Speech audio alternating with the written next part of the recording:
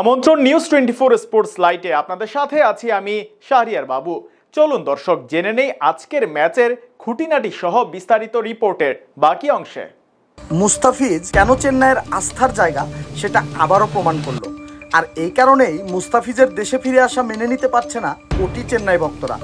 এদিকে বেশ দারুণ এক আইপিএল পার করছেন চেন্নাই সুপার কিংসের অধিনায়ক ঋতুরাজ গায়কোয়াড়। মহেন্দ্র সিং ধোনির কাছ থেকে অধিনায়কত্বের ভার পাওয়ার পর সেই চাপ বেশ ভালোভাবেই সামাল দিয়েছেন তিনি। গত ম্যাচেই লখনৌর বিপক্ষে খেলেছিলেন 108 রানের ঝকঝকে এক ইনিংস।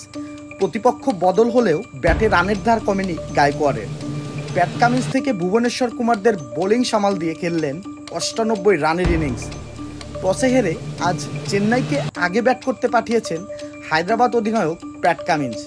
যদিও শুরুটা খুব দ্রুতগতির হয়নি স্বাগতিকদের জন্য। দলীয় 19 রানেই সাজঘরে ফেরেন ওপেনার আজিঙ্কিয়া রাহানে। এরপরে এসেছেন ড্যারিল মিচেল।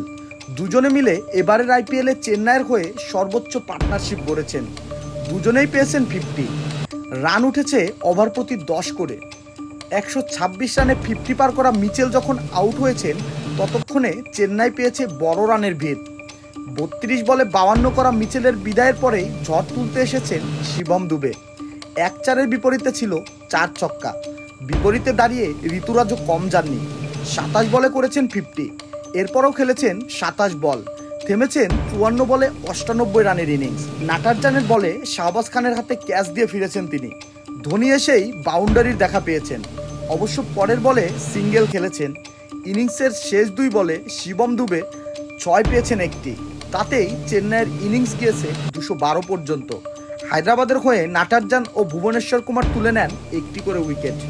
লক্ষ্যটা তো বড় ছিল না হায়দ্রাবাদের মারকুটে ব্যাটারদের কাছে। 213 রানের লক্ষ্যে ব্যাট করতে নেমে আজও আক্রমণাত্মক ব্যাটিং চালায় হায়দ্রাবাদের 2 ওপেনার টেভিস হেড ও অভিষেক। প্রথম ওভারেই এই জুটি থেকে আসে 7 রান। 2-6-এর পরেই হায়দ্রাবাদের শিবিরে আঘাত আনে তুষার দেশপান্ডে। পরপর 2 উইকেট হারিয়ে চাপে পড়ে যায় হায়দ্রাবাদ। এরপরে চতুর্থতম ওভারে আবারও উইকেট তুলে নেন তুষার দেশপান্ডে। এরপরেই পাওয়ার প্লের 6 নম্বর ওভারে বোলিংয়ে আসেন মুস্তাফিজুর রহমান। শুরুতেই 4 দিয়ে শুরু করলেও আর বাউন্ডারি মারতে দেননি মুস্তাফিজ। প্রথম ওভারে মুস্তাফিজ খরচ করেন বিনা উইকেটে 8 রান। এরপরে আবারও হায়দ্রাবাদের শিবিরে উইকেটের পতন।